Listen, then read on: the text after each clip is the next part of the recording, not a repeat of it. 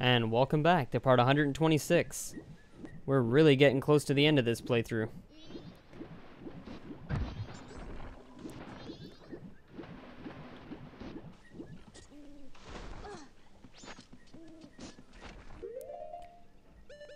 So, once you're out of the water, you can just play the Song of Soaring and get yourself right back to Clocktown.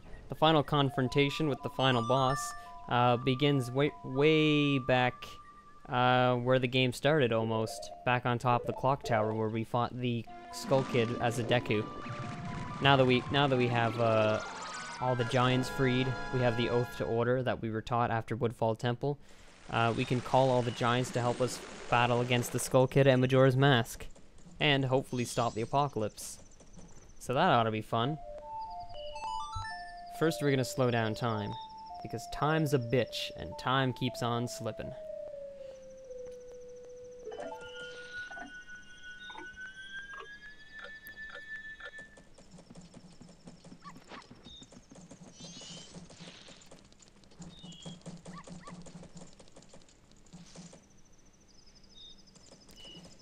And before we head off to the final area of the game, it's already nighttime, so we might as well go and pick up my favorite Chateau Romani, get ourselves some unlimited magic power. I turboed for a bit here because I got confused on the time. I thought it was 3 p.m. instead of 3 a.m. So the bar is actually open, so I didn't really have a reason to turbo there. Haha! Professionalism, right? So, yeah. This isn't strictly necessary, in my opinion, especially if you have the single magic bar. Like if you never collected all the fairies from the Snowhead Temple, then it might be worthwhile. But you know, as long as you have the double magic bar, you don't really need Chateau Romani. But it's the end of the game, you might as well splurge on it, right? Link deserves some nutrients anyway. His bones are probably fragile after all that time travel.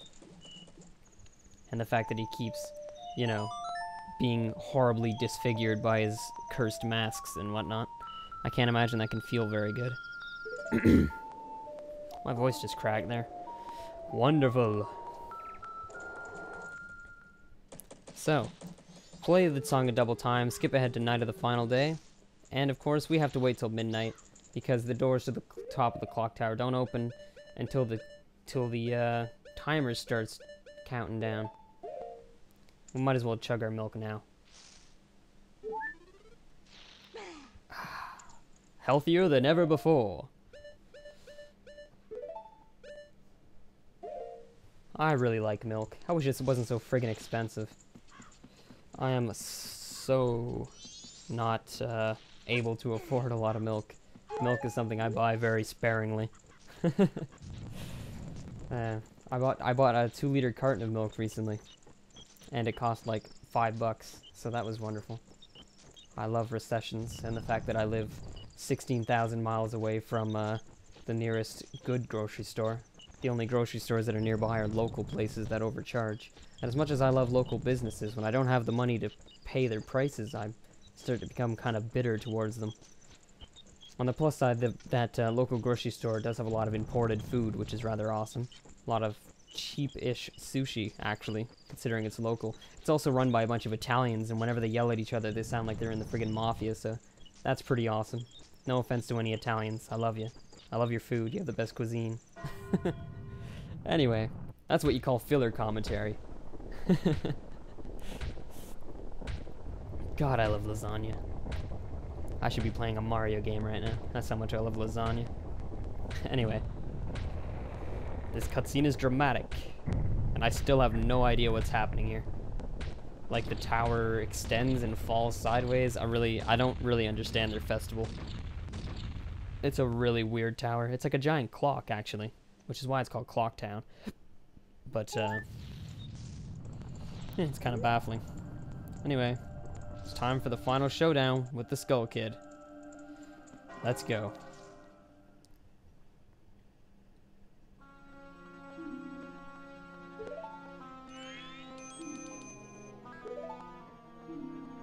I'm just gonna be quiet for this cutscene.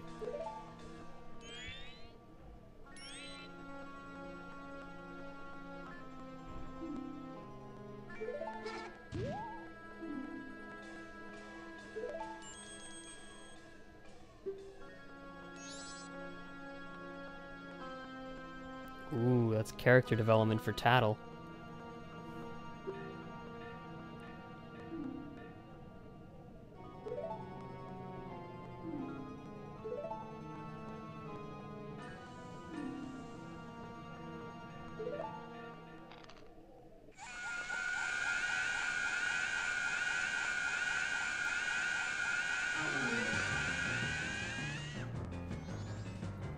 Oh no, he wiped a minute off our timer. Alright, so remember the song we learned at the end of the Woodfall Temple? They said, "Call us if you ever need our help." Well, now that we have all 4 giants, it's time to call for their help. You can actually play this song at any point in the game, but if you don't have all 4, then the giants will still come, but they won't actually succeed. Which is a pretty funny little failure cutscene. But for now, something dramatic.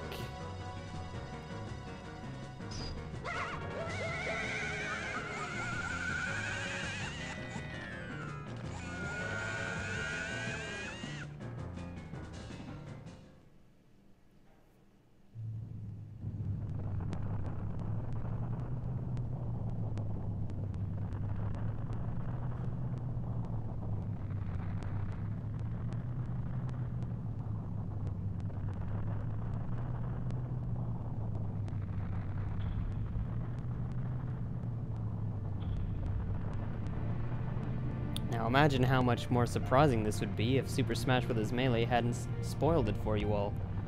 Ahaha. And I also wish Nintendo would have put in the effort to not have the giant's foot clip through the fountain there.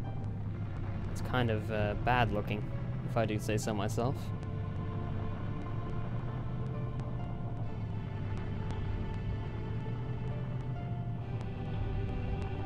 Giants sure are ugly. Still, I guess not judging someone based on their appearance is part of the point of this whole cutscene. Or the whole game, really, not the cutscene.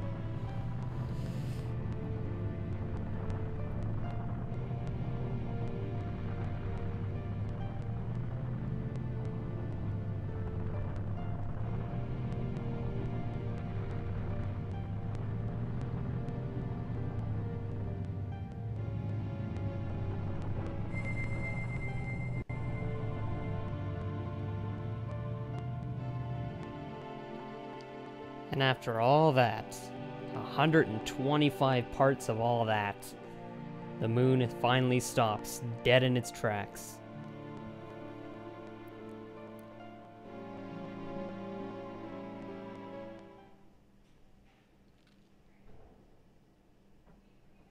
And it looks like we've succeeded.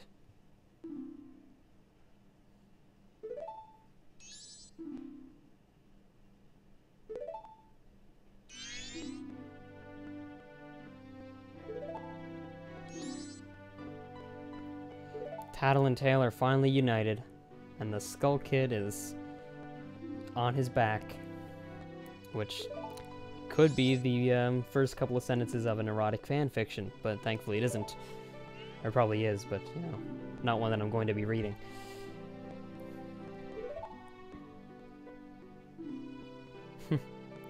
Aren't you mad at him for hitting you so much? Because every time we go to this cutscene, the Skull Kid hits him, which is pretty funny.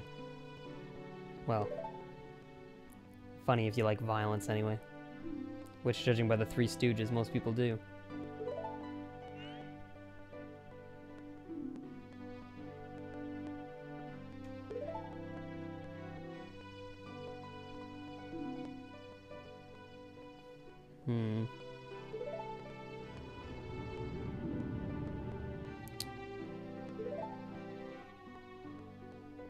What could be happening here?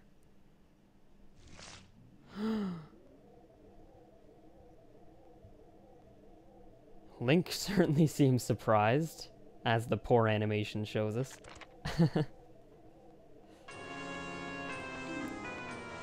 Huh.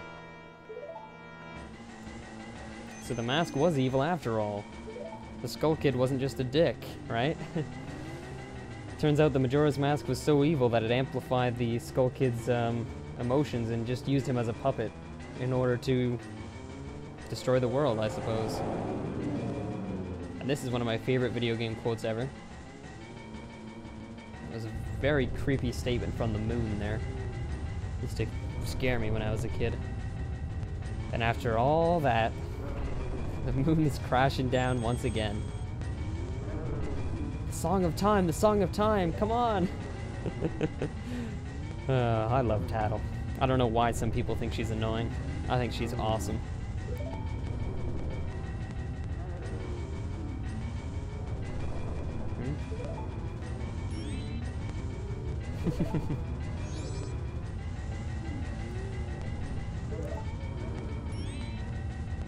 I love the fairy drama in this game. The fairies are much better used than in Ocarina of Time. I think Tattle is my favorite helper character of all time. I have yet to see a game with a cooler helper character. So yeah, Tattle is going to be coming with us after all, because through the course of 125 parts of the Majora's Mask playthrough, she's learned her lesson, and she's gonna follow us and do what's right, no matter what the cost is. Haha.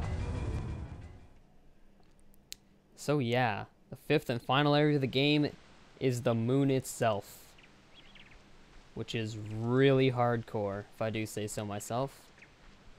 I'll see you in part 127.